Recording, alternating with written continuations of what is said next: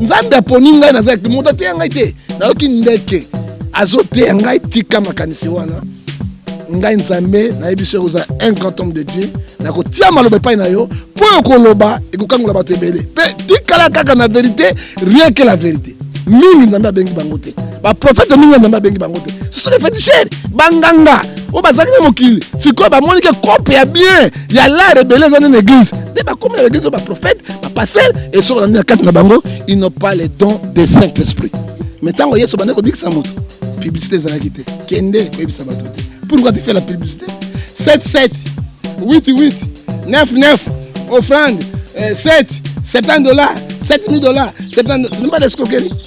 Mais non, je te dis, tant que tu as côté à bateau, dans mon kili, bateau soit bien quitté. Hein? Fou le bateau, sur mon tomoko. Bateau soit bien quitté. Oh, il y a les gens sur la télévision. Ça va bien sans prophétie. Attends vous-même. Et ça, ma carte n'a pas.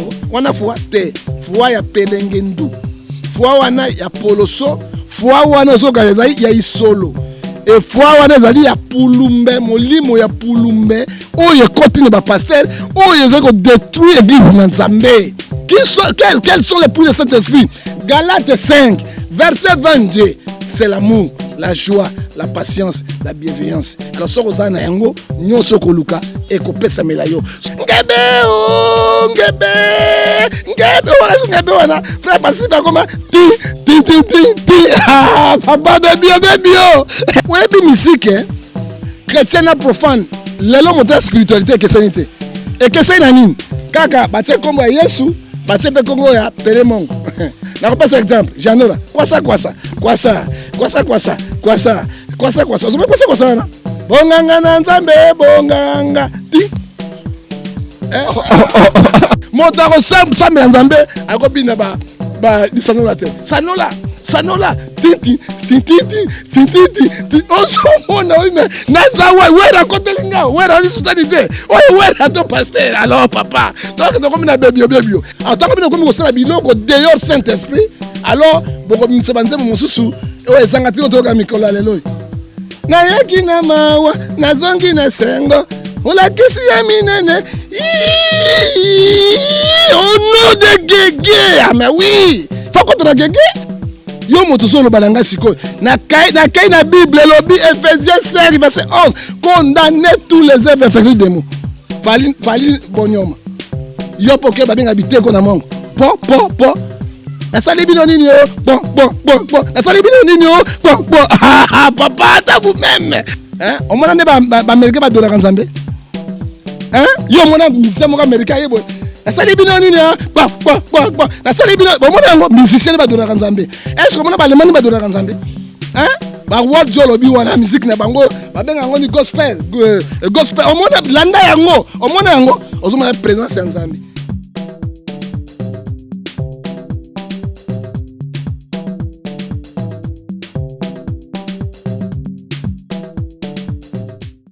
Très heureux de vous savoir, nombreux, très chers internautes, je vous salue partout, vous me suivez, moi, Onel Pam de la presse congolaise, mes fans, Impact.com, des ligues, Louye, mon instant de là, je vous salue partout, je salue aussi Montréal, bravo l'artiste, pourquoi pas toi la Rose Mbala la patronne, dans la mona Rose Mbala, dans mona directement, Igi Louye, et Namisat Nabakisaka, Daningo Malekinga, Mokonzaba, Namata du tout, na Saint-Etienne.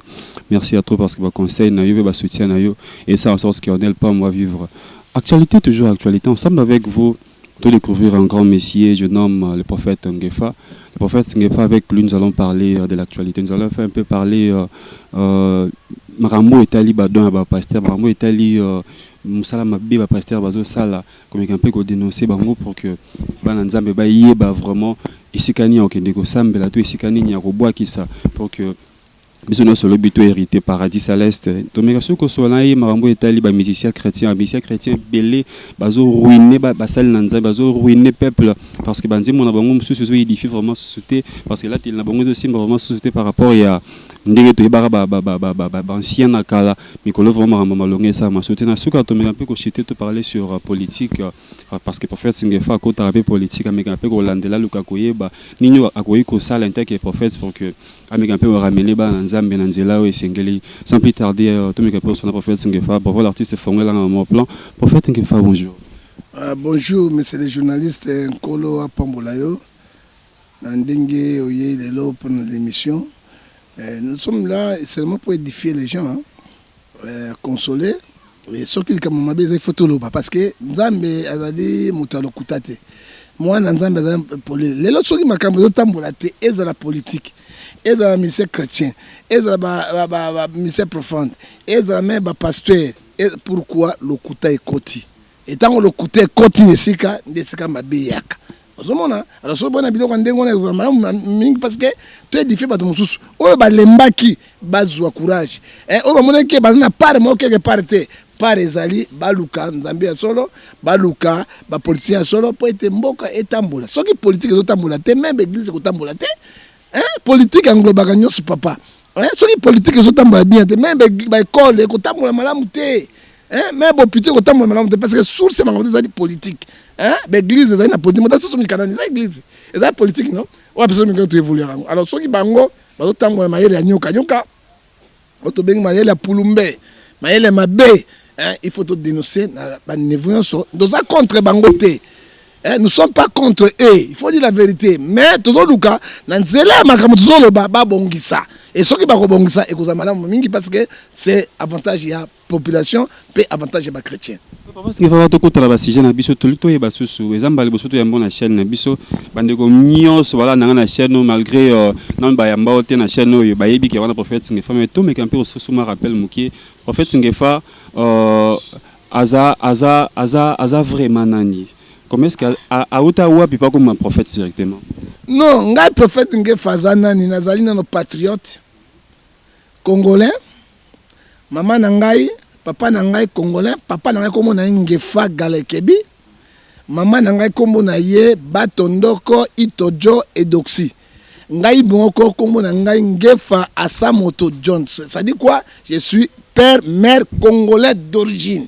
Yami Balé, je suis un serviteur de Dieu. Na outi na j'y vais. Ensemble, je suis ma victoire. Et puis, nous avons Nestor, Tony Ngefa, Nani Wana, tout ça qui n'a pas encadré, qui tout comme ça dans Zambie. Papa, nous dans les déserts. Quand je défends quelqu'un, mais elle a été à Kinga. Pour nous, comme ça dans Zambie, nous avons été en Haïti. So nous avons été en Kosa parce que nous avons été le 24 novembre, j'ai fait des petits métiers. Nous avons parlé de montrer, de calculatrice, de Mike. Nous avons une table. En tant que passé, makanisi mabezo ya nasima minduki na kota na boma na sabrazo mbongo bana bazozwa endeke ate kingai et na oki lelo prophète John Ngefa bazo comprendre te nzambe aponi ngai na zaki moto te ngai te na oki ndeke azote ngai tika makanisi wana ngai nzambe na yebiso za un grand homme de Dieu na ko tia maloba pa na yo po ko loba e ko kangola bato ebele pe tikala kaka na vérité rien que la vérité tango na silisi boye. Dans le petit le commandant Massoua, Jean Bédé Bokasanabi, yo kan de gazo ibisangata ya vie aux Uniboma. Quoi biloka bato bosala ka aux Uniboma habité na ye na ndako na moni lali na oki même voix wana et pesi na Bible. Même voix wana aba bisanga ba directif. Même voix wana akosi Bible na kati na mutu na nga. Okoka monter parce que punda balam, punda te ki balam. Kama yango te ezali le lote. Osomona yango mona te prophète John Ngefa atali prophète du peuple nazali polele si polé parce que mission Nzambe bisangabi na dénoncer pe nazala na vérité moko na okende boye et c'est fini c'est ma mort. C'est pas pour na yo don spirituel les anines. Don spirituel di kabon Nzambe pesa na moto ya lingi.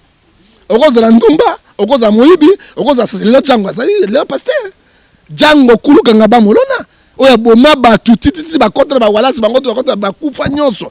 Jango abima comme le pasteur et ça donc spirituel ali di kabo après ça na moto nyonso te na moto oyo ya lingi pe oya moni ete akoko sala mosala na Nzambe tala don spirituel oya pesa na Saul qui est télémétrier akoma ki Paul tala don pesa ki extraordinaire na moto lokola Pierre oya tanga classe te un pécheur yena simbi fungola paradis deuxième personnalité na ministère de Jésus-Christ ozomona Pierre atangate vino marina pêche et balobi même ombre ya Pierre so azolunga ndako pas que na kat na temple so qui est l'équipe moto likolo quel que soit malade azali kobika donc ezali ba don spirituel balobi Paul azali maîtrier tango yeso abengi na 2 Corinthiens 7:14 abete comme eloko asika mouchoir ya Pierre so qui même touché quel que soit malade zo nango ezali ozali kobika. Pourquoi? Don etambolaka na guérison, don etambolaka na vérité, don esangisaka sangisa te bagi oyo cheneti oyo to bagi ya mabete balata bagi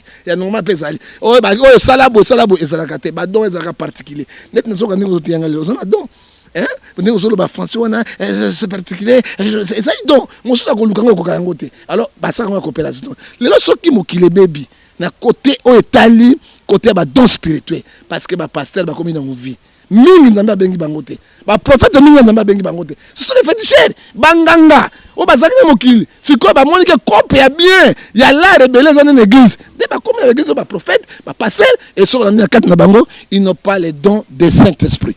En fait c'est fa to meka soko ko zalama mokili le kabitali don spirituel lelo moto ndingi nini akoyi koyeba ke ndeko na etel to ndeko na etel azana don spiritualité. Bon moto akoyeba don spiritualité akoyeba te. Bon, donc, don spirituel, et c'est la formation de l'église. Hein? Ozai na ntoma, ou bien pasteur, mon kondazawana. Mais tout le monde a mis ça dans le sud de Sakul. Au coquille que Sakula mosa prophétité. Hein?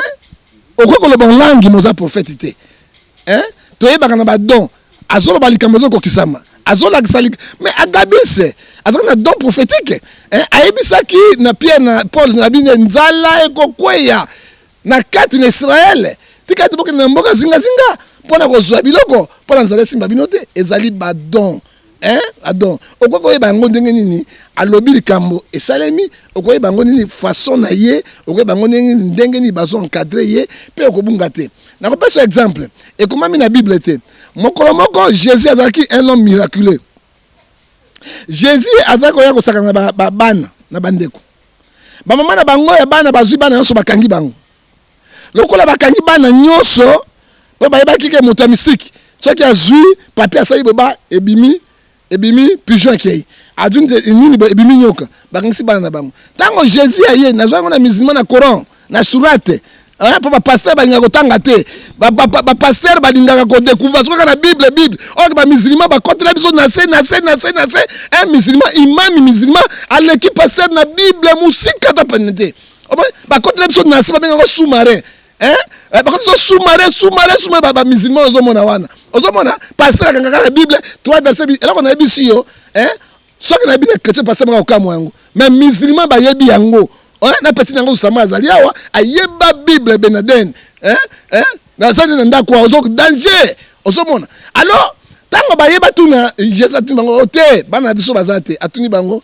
ba mama o bazolo banakata ndako o te bangulu directement bana tout comme bangulu. C'est pour cela ba musulman les bangulu te na likamba liboso ba passer ba yebi yango te parce qu'il ne peut pas te dire mi ya liboso bangulu ba yebi yango te osoka ko bana nyoso bangulu obimisa ba bon ozomona yango moni eloko na komena ko est-ce que parce que bisaka dango il est moto na na don je devais le don de Saint-Esprit na yazaki na nyos ba don ba yeba kango boy mais coopérer miracle eza donté parce que démon peut coopérer miracle na Matthieu 24 verset 24 il prise ba ko na komona ngai ba ko sala miracle même ko le kangai mais na bisine bon dima bango te bokeba Jésus na saki yango don na miracle eza biloko mba différent oya nzambe zali oyo pe don spirituel nzambe e komona na misala mususa na don kaka ya koteya tant que te ba chef de poules obi mon don to me pesi yango wana mo so don ya art de parler na ko pesa bino te don moko moto ka sankala de kuta na kena mukinanu sankala de kuta na l'art de ala don ya koloba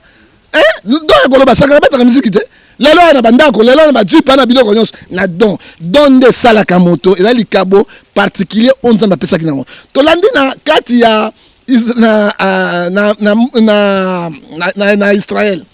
Et tu as pour un roi pour abala Esther na kati ya roi Perse Médès Esther a une don ya beauté et là Esther a une don Esther ne parlait pas elle ne prêchait pas elle savait rien mais on Esther a une don ya beauté et na don ya beauté wana nde récupérer ki roi aya ko bala Esther pour être avec ça na Israël donc Esther a misala mingi na kati na lingomba esala misala mingi na kati na mboka pe esala misala mingi na kati na ko personne don moko ya mabe lokola don ya mende don moko ya mabe mais mende na don de parler il sait parler il sait convaincre les gens mais malgré à côté la peuple était malgré alobela mboka te alobaka ba parler na bango mais za musala na ye wa sa pas mbongo mais mbala muswa sima Et ça les cabons Nzambe apprécié. Il faut qu'on dise mayango.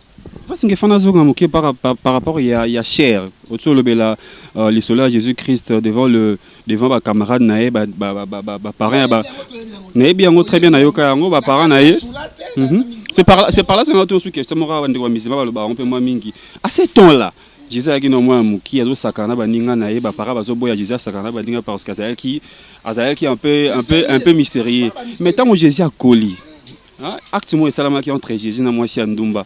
Et les musulmans disent que Jésus a un sentiment wana biso mbali tozara nango devant moi si Ndumba wana. Yes, qui peut sauver de l'humanité. Ceux qui musulmans avec Azaël Okuta, il était venu pour délivrer ceux qui ont les cœurs brisés. 100% homme, 100% dit. Or motu, à vous appelle un sentiment qui monte. Jésus a tiré moi si l'autorité. Jésus a tiré moi si l'autorité parce que maman na yazo ta mon maman était pas capable à âge de 33 ans. Jésus a tiré moi si l'autorité alors qu'il va découcher matin. Tant on a côté le banzambe kokaki, ndé tellement qui prend côté le banzambe, ndenge Matthieu 7 verset 10 le allez prêcher, dites le royaume des cieux est proche. Purifier les pecs, les maladies pour qu'il n'est partout et d'aller tinda naïe. Mais Yesu, mais ce que à mon avis moi c'est un double côté basula qui naïe. Mais à côté d'endroit jassé, qui était jassé?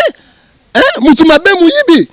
Papa, jassé zakinan. Mais je sais côté ayaki pona batumala muté, ayaki pona ngai na yo, to bongoma to zwa bomoina seko yango akufaki na masumu na biso, lui n'a pas péché.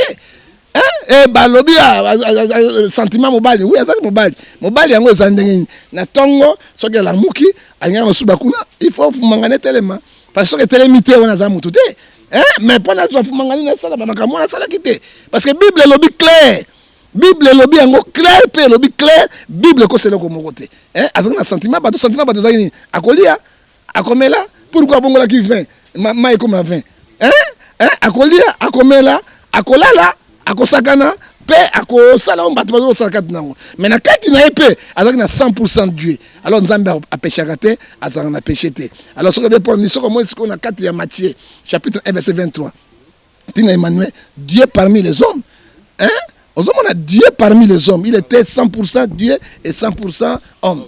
En fait, il faut tout le côté na point de vue sur le loi à ordre du jour. Boutobari le surtout mais pour parler sur les camots tali faux pasteur, faux prophète, faux évangéliste.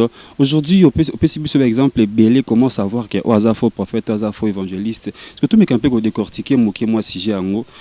Prophète na biso lelo pasteur na biso lelo o nini oyo était que prophète son nzamba le belaka yo nzamba le belaka ko ta pasteur andeke kutu déjà oyo lo ba kete ndeko tel en tout cas musala ça la biso prophète ya solo tozo mona ke musala ça eza malamu mingi te.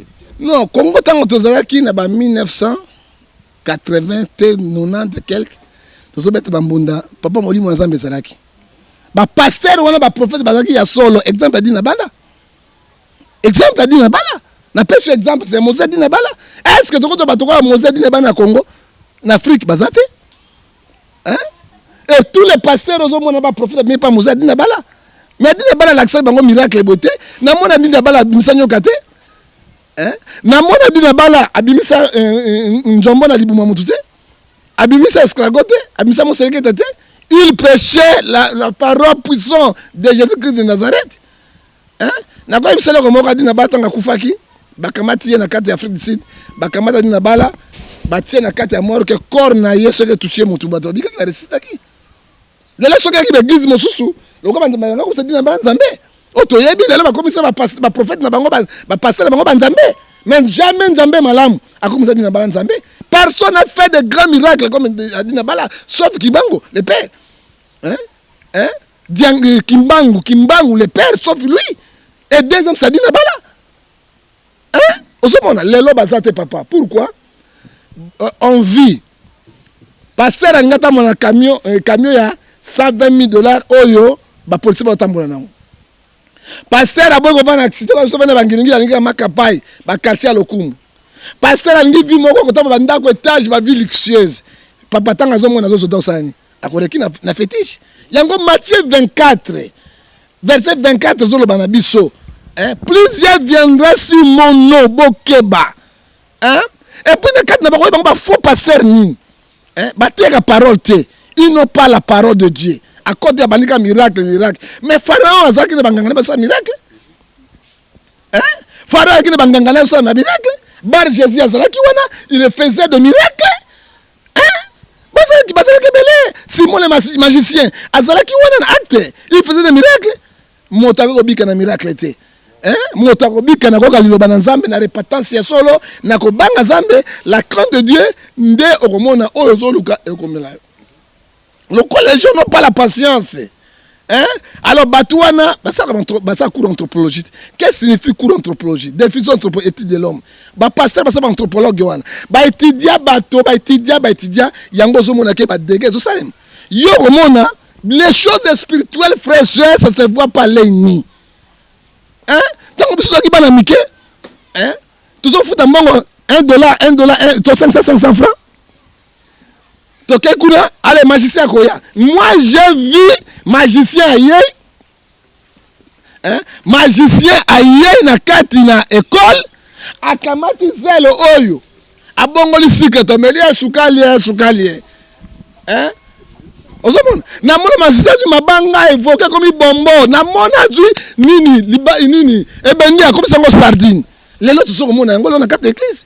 Jésus a le bien na Matthieu 24 verset 25.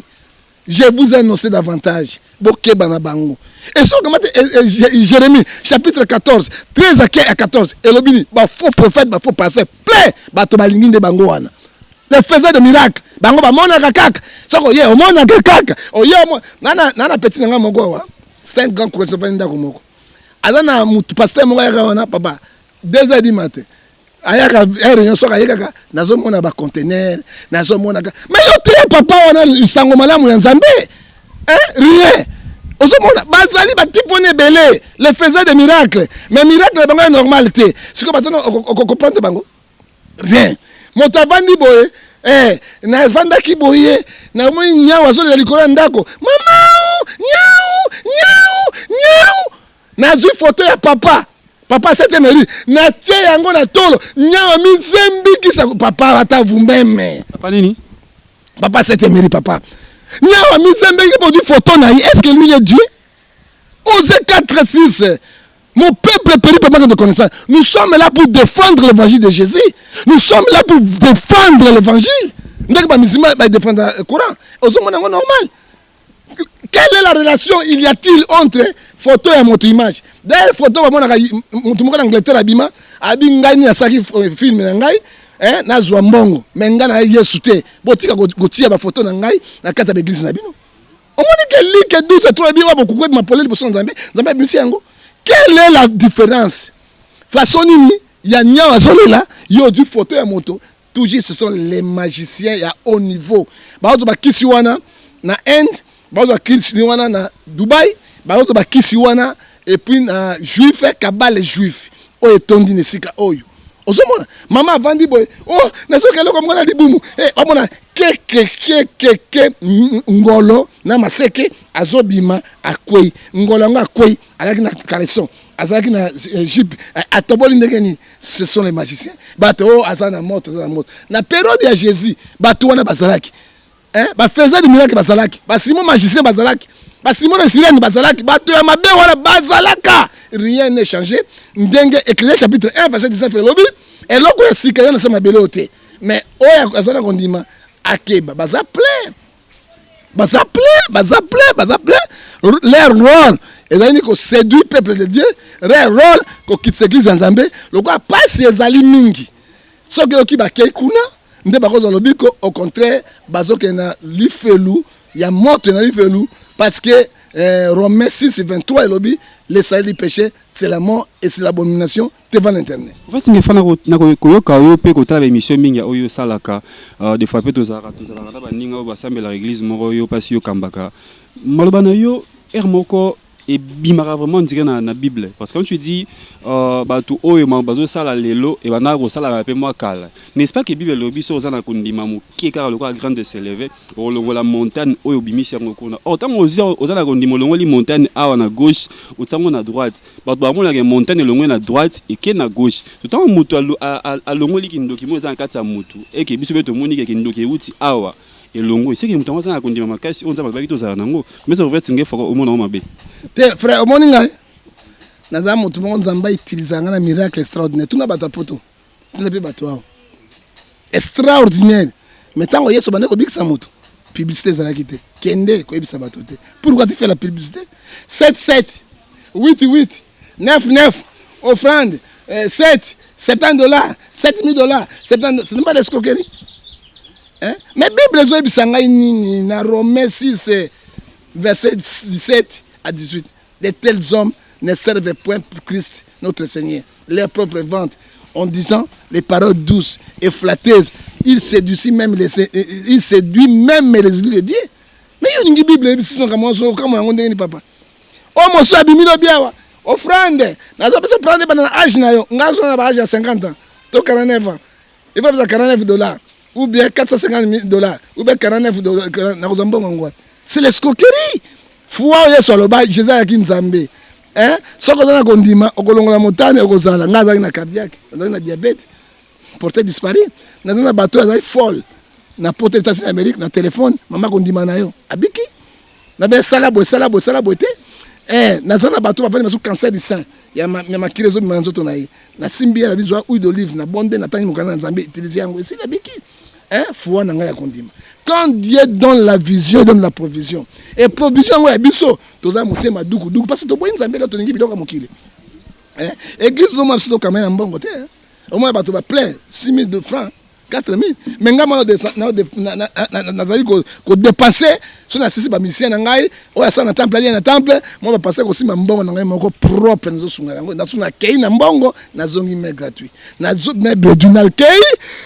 Nazoni siko masuto lelo sina mama masuto la nzala pona nzambe Dieu me bénit parce que ça santé malamu mais batu wana te papa hein on lobi foi ya lokba zemisi foi na biloko ba zemisi foi na mais non je te dis tango yeso ay côté ya bato na mokili bato so bika kité hein fulu ya bato maso moto moko maso bato so bika kité oh ya lelo so na télévision sans prophétie ata yo moko ata vous-même et ça makati na bango wana foi te foi ya pelengendu foi wana ya poloso foi wana zoka ya isolo et foi wana zali ya pulumbe molimo ya pulumbe oyo ekotine ba pasteur oyo ezako détruire église na nzambe hein oyo bebisi musala na nzambe oh lelo ba pasteur ba ibata lokumu lelo lokumu ya pasteur ezali soute.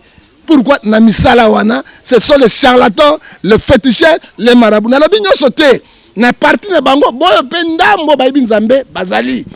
Hein? O bosse pe nzambe na bosolo bazali mais 85% oyo ba koti na banzela wana oyo ya mabe pour na kobekisa bana na nzambe.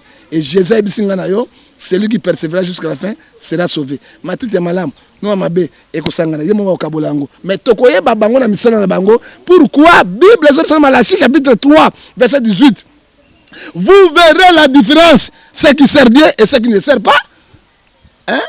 On va nika boy on a mon eloko moko abeta boy mo selekete mais mo selekete poison comment mo selekete dans tout no vivre ndekeni. Hein? Pasteur là, il y a tout le monde boulou boy. Plonge, plonge. Ah, mais c'est bien bon. Attends vous-même, papa. Hein? Ouais, ben d'accord, dit, attends vous-même, papa. Hein? Vous verrez la différence. Les choses spirituelles, ça se voit pas ni. Dieu est esprit, il opère avec esprit. Satan, il est esprit, il opère aussi avec esprit. Il faut faire attention. Et apaiser votre cœur. Et il faut avoir les fruits du Saint-Esprit. Quels sont les fruits du Saint-Esprit? Galates 5, verset 22. C'est l'amour, la joie, la patience, la bienveillance. Alors, ce que na yango, nyonso koluka et ko pesa melayo. Somme 37, verset 3. Restez calme. Ce Seigneur te donnera ce que ton cœur désire. Cœur ne désire ni bonheur. Magamoyos, so ngi motem. So ko na patience na yango te. Au côté pas bato ya pelengendu. Au côté pas bato ya pelengendu pas. Pour faire ce fait to me comme ça les gars si j'ai entendu le comme sous ma photo les gars on a tout le moko. Au lobby on parlait sur la spiritualité pour le bel marambo etali mosu etali cher. Prophète Ngefa na éviter nakala même yemoro Jésus pas kotana akotana na mboka ya sika na fête ya Pâques atindaka basal na yeba ki ngozula cheval o ya bébé. pourquoi pas pasteur lelo aza na kati église asomane mutu kamo ya sike bimilango amere bimilango ya sika pasteur asombalango babeza wapi parce que en fait singefa à tout moment tu es toujours bien habillé mutu mo lo bataille peut-être que va ti soulier cher peut-être que va ti boye mais tant muninga somi mutu kane ya sika pour fait singefa lo ba ya muninga mutu kate ah ok nga danger na mutu kate papa est-ce que na mutu kate bon omoni bien habillé za problème na biso logo wana ngala zaka pasteur prophète papa Wemba pauvre musée musée papa Wemba alakisaka atika ya mbongo te musée atikila ngai bandako biloko te c'est moi qui encadre spirituellement tili wana ye hein mais eloko alakisaka ngai idéologie alors il faut la propre aux la bien soki na lati lokola eloko zo simba te na yabite o lati 4 couleurs za la kate yepe mutasanga ke lelo na kate ya luke 3 couleurs ezali yango moni soki ndoki nganga kisi hein ba comme na ba propriété pe biso ba sanga de propriété pour on évangile à kala parce que Jésus est mon grand propre lelo pied de Jésus na la mise pied de Jésus et ba sanga yeso la takate et lamba kutu ya kufa ka frère montaka ko zongo te parce que ça coûte cher à monter dans il faut la propre soki ba ndoki ba ko propre pour aller sur la propriété en fait ce qu'il faut les gars c'est un peu parce que nous courons derrière les temps en fait ce qu'il faut lelo ba les musiciens belé, musiciens chrétiens, musiciens profanes, tous les musiciens chrétiens. Parce que ils ont vraiment ming, ils ont une église, au monde adorateur, au monde bassiste, au monde soliste, n'est pas vivara. Pour mon ara, musiciens nous sont pas vivara toujours. En fait, ce qu'il faut tous les musiciens chrétiens. Les loyaux, nous te bara il faut qu'au ciel, nous te bara yembi wa kala wana. Bon, je ne sais pas si on va qui bien ou comment, mais moi différence c'est qui est. Ils en ont baillé la mission les lots. Sensi mutumo zo imanzembo comme si on fonda. Comme si moi ils ont inspiré azuka papier na bi qui a commis comme minérara. C'est dit à quoi pour faire ça? Ezali business. Ils n'ont pas l'inspiration. Banzembo na kaloka bali foli c'est bayembela kama konzi ndenge nini ona sengo baye okango sute. Hein? Banzembo kwa kembo na kembo ku okango te ba faire partie c'est marqué nango. Ngebe wana frère participe comment ti papa de bio écoute le biso pourquoi ils ont le babou papa ils ont l'envie ouais bi musique chrétien na profane lelo monta spiritualité que sanité et que c'est nani kaka batie kombo ya Yesu batie pe kongo ya pele mongo kota mokili babengi ni didu kinwani kote batie Yesu c'est fini à part ça makamonyos hein na pas exemple Janora quoi ça na bonganga na nzambe bonganga ti on se mona la petite Janora quoi ça bonganga na nzambe bonganga na nzambe taba lisanola bonganga na sanola bango ça mais comment maman ngai papa so bona bible zebzo na malachi tazo na toi vous verrez la différence motako sambe nzambe akobina ba lisanola te sanola titi oso mona oui mais nazawa wera kotelinga wera ni soutanité wera to pasteur alors papa donc comme na bébé alors ceux qui ont un discernement d'esprit hein papa ok na moto parce que nzambe babinere pas pudeur nzambe alingi honneur na ye azana façon na ye parce que bien chose biso na kati na mokani na charité boza na mokili bo na kati na mokili hein mais to na mokili ndenge ni to na bizaleli ya mokili hein okomona musique chrétienne va beta musique plus que wera na jibe hein azoli ba partie yo zoli la partie nini hein akomoli la partie on a beta des chasseurs akei automatiquement azana mokili avant na beta il faut pesa ngai babenga bango ni droit de cacher na bango kaka ne ba osenga bango pe osenga parce que fana kato mukie musicien akoti afuti mbongo na ina atangi musique atangi guitare basse atangi clavier atangi lianga bimisela mbongo à l'église abetango fele prophète so bina boya pasteur pesa mbongo poni so ba lobi botelemi ba pasteur pourquoi ba pasteur ba teka pesa ka no vie botelemela bango so li pasteur zo ba misu na bino comme kwa nyao pata sengele ki ko sengele nga ba misiba senga kabino otuna ka bango te pasteur na mwasi na bana na nani que dit la Bible frère OK atangi ba musicien te Bible lobi na 1 Corinthiens chapitre 9 13 à 14 na lobi na bino o ba sa na tel ba li en hôtel o ba sa fonction chaque ba sa na ba li en fonction chaque Et Jésus lui-même a dit, ceux qui annoncent l'évangile de vivre l'évangile, mais alors les musiciens chrétiens ne vivent l'évangile.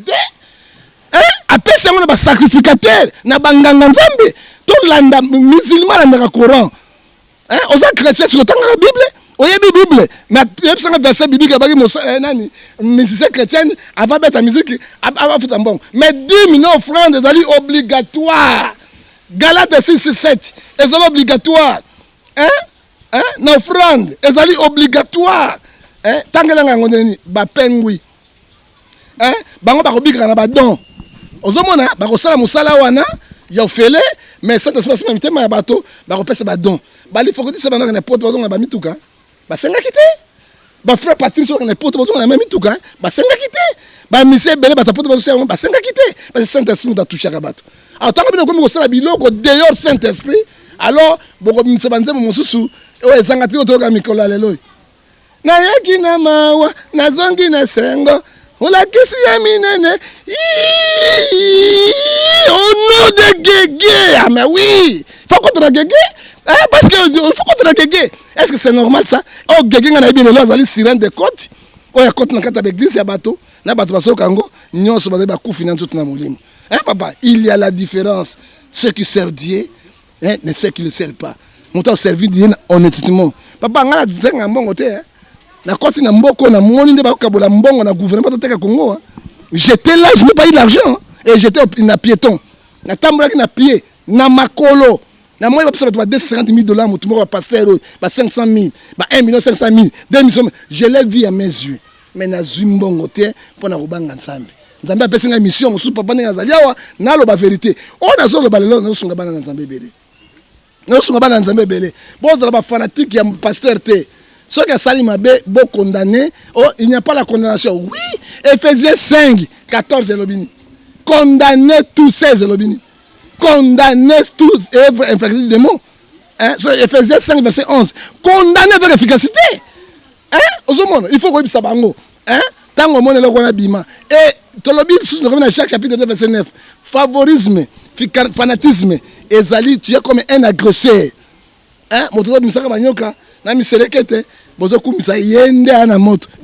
Excusez, hello moi le bas qui on a eu qui mangana mega perozo ngi somo qui on a pona to côté en troisième sujet pour to quatre émission le bas hello moko bande ko no ba sala ra ici ka onzamba tinda yo na itonga na yo za mokambi ba futa makana mbongo o eza na poche na yo utaka na poche na yo or biso to yebi mosal na nzambe o ya solo pour azala vraiment à l'aise azala kimia. Il faut m'ramener nyonso ezala basé sur l'église parce que l'église ndé opé ça y mbongo osomba pantalon ndé opé ça y mbongo osala ni prophète singefa yo mbongo oyo futaka ba musicien futaka ba bandeko msusu wana e utaka wapi. Merci beaucoup monsieur tunga mutuna papa tango peso tambolate crise na kota na église menga na ba pauvre na moto pesa $1 $2 na église au fond de bango sur 500 francs 200 100 francs au moins 6 000 francs. Et puis, les ministres vont mettre en église na biso. To louaka bango ko louer ba ya ko beta parce que le coup mon nzambe e bima boya ngai mo na zaka bango frère mi bobo ba fiston ba dema ba Jeanne na futa ka bango te yami balé papa lelo moni ba église na biso zo ba tebelete parce que nini crise eleki soki na yekuna ba senga mbongo alors pour ngai na tsa biloko wana j'ai une église qui est très pauvre. Na une église mo tapesa 5 000 azate ata $3 na zongi nango azate carburant na masaka na camion na combien nzamba sali ngolo ata yoko kabela ngani ngozaliawa kaka na nzela no saba internet na ngao na hotel lo nzambe na ba don agerisu na sala ngona so bonde la bato ba na problème nzamba simi mo $50 moi $100 ndembongo wana na kotala ba mega ya télévision na pesi mbongo wana ba mani po futa ngana na télévision na note mbongo wana Nathalie mo makolo ya ba journaliste ngai mbongo wana nde moi muke mama lesi ba nata mo pondu mbongo wana so asina biro na côte subota côte na biro na ngai 20 personnes 18 personnes au papa tolia kité bana malade kuna loko mokote na zumbongo na pesi bango nzwanda mo to kabole c'est Dieu me béni parce que nazako bango ba kamasa peuple ya pauvre église ya pauvre ozo chine na bango yo chuna rambote yo pasteur yo pasteur de Guéoyo. Tu n'as pas Parce que l'église est pauvre, très pauvre. Les gens sont très pauvres. Les gens ne mangent pas chez eux. Mais il vient à l'église, pas de solution. Yo, ils sont unis. Ils sont ben sous bango balade. Ils sont torturés bango. Yo, je suis dans la beauté. Hein? Aux achats dans la beauté. On a déceptionné. Tant qu'on décate yangai, cet esprit meningai, à l'obéninga pisanga mission. Hein? La sanga nzamena za la richté. So na za riche, na kobosa na kokuma lolendo. Na zanga kwanga kolia te, na zanga lipate. Opesa ngai muke na kabolaka na bato. C'est ça que na kabolaka na bandimi na ngai. Je suis pas extraordinaire. Soki na une église, on a moni bana pauvre, beloko mo ezati na te mbongo tu ebi mona tika pasteur, hein, sombatol, salabo na dupe ngai mo ndamo sunda besi na bakisi. C'est pour ça nzamba pangola ngai na santé. Eza pour na mbongo te parce que je n'ai pas l'argent. Na bolingo ya bato. Là so nazo bundela Congo. Nazo bundela ba na bolingo ya Congo. So na ngali ya mbongo na ko na un peu na majorité. Na ko zwa pe mbongo ne baninga bazozwa. Hein? Je ne peux pas le faire. Si nous avons l'église, pour l'église en Zambé, et zonga nanzela. Ba pasteur, ba zonga nanzela. Hein? Ba prophète, ba zonga nanzela. Ba mission chrétienne, ba zonga nanzela. Ba comme ça la comparaison, na mission mokili, na ba nyonso ezali malamu te. Hein? Et ko pesa malamu te, nini te. Na ko pesa exemple nsusu. Nzembo mususu. Hein? Wow. Est-ce que combien de biloko na misabat? Yo moto solo balanga siko na kai na Bible lobi Ephésiens 5 verset 11 condamner tous les œuvres effectuées de mots. Fali bonyoma. Yo poke babenga biteko na mongo. Po. Na sali bino nini yo? Bon. Na sali bino nini yo? Bon. Papa ta vous-même. On a tout le bâti. La culture na biso quand même. On a culture na biso na. Il a azobeta world, azobeta rock, biso faut beta morumba. Ah moi boniomo moni c'est normal. Différence ezali hein makambo etali nzambe. Pourquoi yeso ba ipesa à Dieu ce qu'a dit akabolaki. Soko lingi moki. Papa Matthieu 6:24. Tu ne dois pas suivre deux chemins à la fois. Ou bien tu suis Jésus, ou bien tu suis maman. Maman n'a mokili yango na. Soki oponi nzambe. Totikali. So poni magie. Quelle est la magie?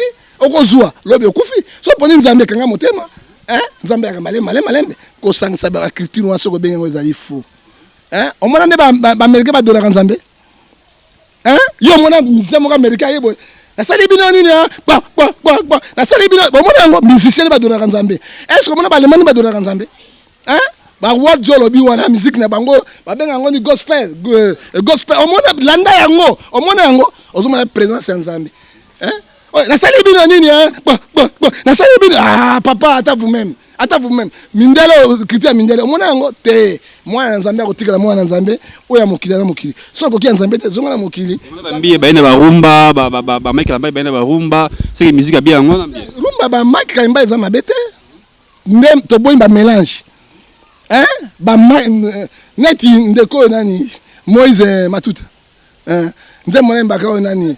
Motema na oyoki yango siko atia motema panza. Wana c'est bon. Hein?